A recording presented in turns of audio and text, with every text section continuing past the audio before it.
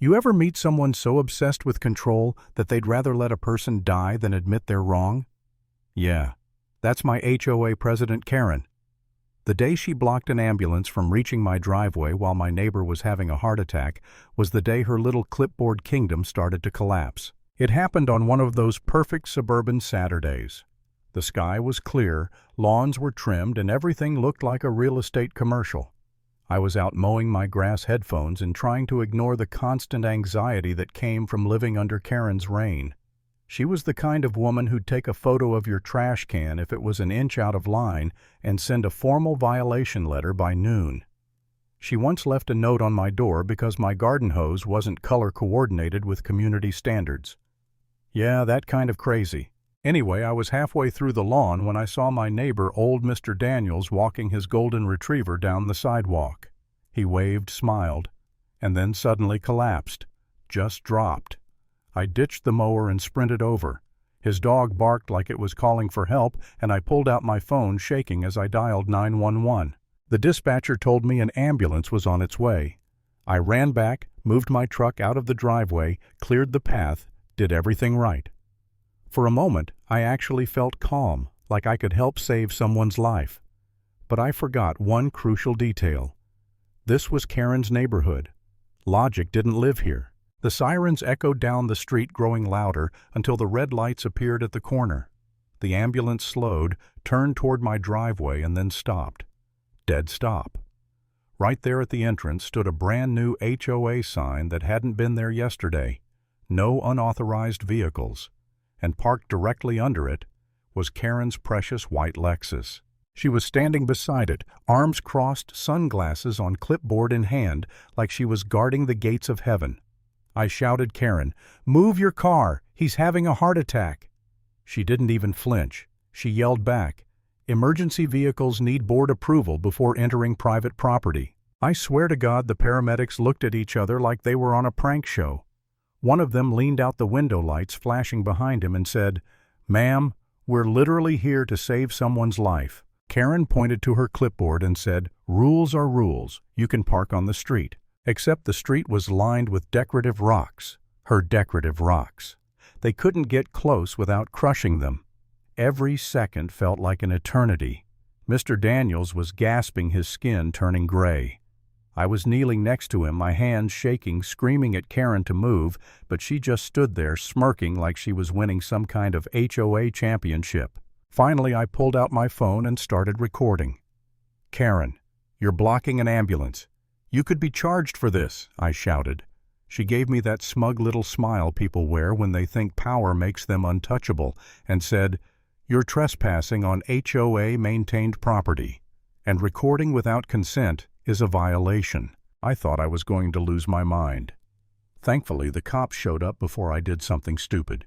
When they saw the situation, one officer actually face-palmed. The other barked, "Move your car now." Karen hesitated like she was trying to decide whether to save face or her Lexus. She finally stomped over, muttering, "You'll all hear from my attorney." The ambulance pulled in and the paramedics rushed to Mr. Daniels. They stabilized him and took off toward the hospital. I stood there, heart pounding, trying to process what just happened.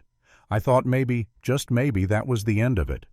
But 2 days later I opened my mailbox and found a letter from the HOA. A fine, $250, unauthorized emergency response coordination. Apparently helping someone not die violated the community's tranquility. That's when I realized Karen wasn't just power-hungry, she was delusional. I sat at my kitchen table, staring at the letter, wondering if I'd somehow done the wrong thing.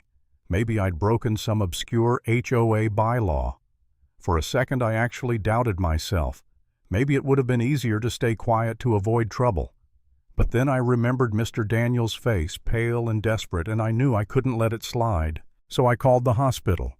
I told the nurse everything, how the ambulance had been blocked, how the HOA president refused to move her car. The line went dead silent. Then she said, "Sir, that's not just negligence. That's a federal offense." I didn't even know that was a thing, but apparently hospitals are required to report any incident where emergency access is obstructed. And within 24 hours, that report landed on a federal investigator's desk. 3 days later, our perfect little cul-de-sac got a surprise visit. 2 black SUVs rolled in like something out of a spy movie. Normally, Karen would be the first one to freak out about unauthorized vehicles, but this time, she froze. Because these weren't landscapers or delivery guys. They were agents from the Department of Health and Human Services. The whole neighborhood came out pretending to get the mail just to watch. The agents went door to door asking questions. When they reached Karen, I swear you could feel the tension across the street. One agent said, calm as ever, "We're investigating a federal obstruction of emergency services, ma'am." Karen laughed nervously. "This must be a misunderstanding. I was just enforcing community safety rules." The agent raised an eyebrow. "Are you aware that blocking emergency medical personnel is a violation of federal law under Title 18, Section 1509? Karen blinked like she'd been hit with a math problem. "Title what now?" The second agent replied, "It's the part where you can go to prison." Her face went pale, well paler than her spray tan allowed. And that's when I knew this was about to get good. They came to my house next. I told them everything showed the video, the fine letter, even the ridiculous sign. One agent nodded, scribbled something down, and said, "Thank you, sir. There may be criminal implications here." The words criminal implications spread faster than wildfire. Within hours, the neighborhood chat was blowing up. Posts like HOA president under federal investigation were trending locally. Karen panicked. The next morning, she sent one of her infamous all-caps HOA emails, "Dear residents, please disregard any rumors regarding my temporary discussion with federal officials. The board remains fully functional." Yeah, temporary discussion. That's one way to describe almost being charged. That afternoon, she stormed down my driveway waving a crumpled paper. "You caused this," she screamed. "If you hadn't called the hospital, none of this would be happening." I looked her dead in the eye and said, "You're right, Karen. If you hadn't blocked an ambulance, none of this would be happening either." She didn't have a comeback, just turned and stomped away. After that, things spiraled fast. The HOA board was in chaos. Half the members wanted to quit, the other half pretended they'd never met her. I heard their insurance didn't even cover federal obstruction of emergency services. Turns out you can't bully your way out of that one. Then came the bombshell. A week later, the hospital filed an official federal civil complaint against the HOA and Karen personally for obstructing emergency medical access. The morning after that, I walked outside and saw Karen standing in her bathrobe surrounded by news crews. Reporters shouting questions, cameras flashing. The local headline read, "HOA President Blocks Ambulance Faces Federal Complaint." And right there on TV was my video, the one I recorded while she stood in front of that Lexus shouting, "Rules are rules." Hearing the anchor say, "Authorities are investigating a potential violation of federal emergency law," while her face filled the screen that was my Oscar moment. By lunchtime, the HOA had completely disbanded.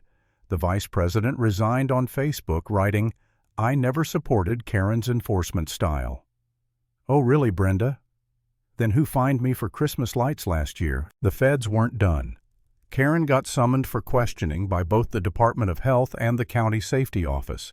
Rumor has it she tried to argue that the ambulance could have used the side entrance. The agent replied, "Ma'am, there was a man dying, not a pizza delivery."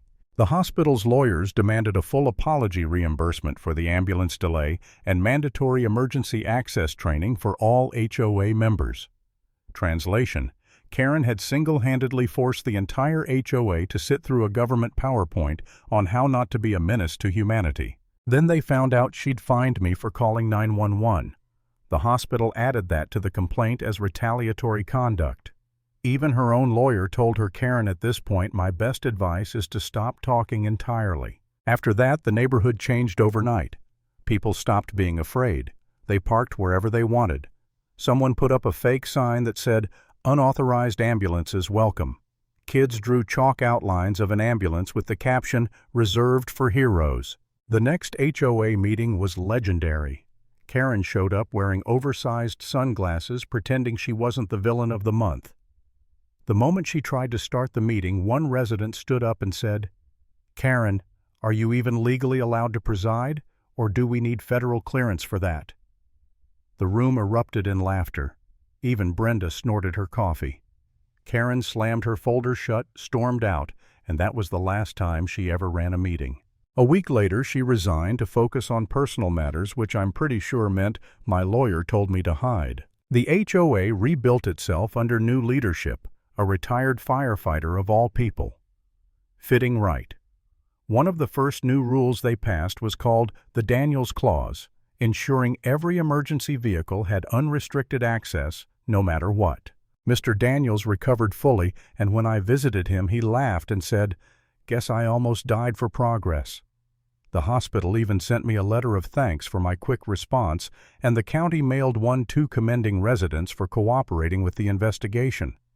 I framed them right next to that ridiculous HOA fine for unauthorized emergency response coordination. A few months later, I got one last surprise. I was sipping coffee on my porch when I heard a tow truck. Karen's Lexus, her pride and joy, was getting hauled away. Turns out she'd parked in front of a fire hydrant downtown. I nearly spit out my coffee. Karma doesn't always come with trumpets or fireworks. Sometimes it shows up with flashing lights and a tow hook. And in that quiet moment, watching the tow truck disappear down the street, I finally smiled. Because after everything, every threat, every fine, every smug grin, justice didn't need to knock on her door. It just drove away with her car. If there's one thing I learned from all this, it's simple. Never mess with an ambulance. Because when you block help, you invite the whole damn government to unblock your life.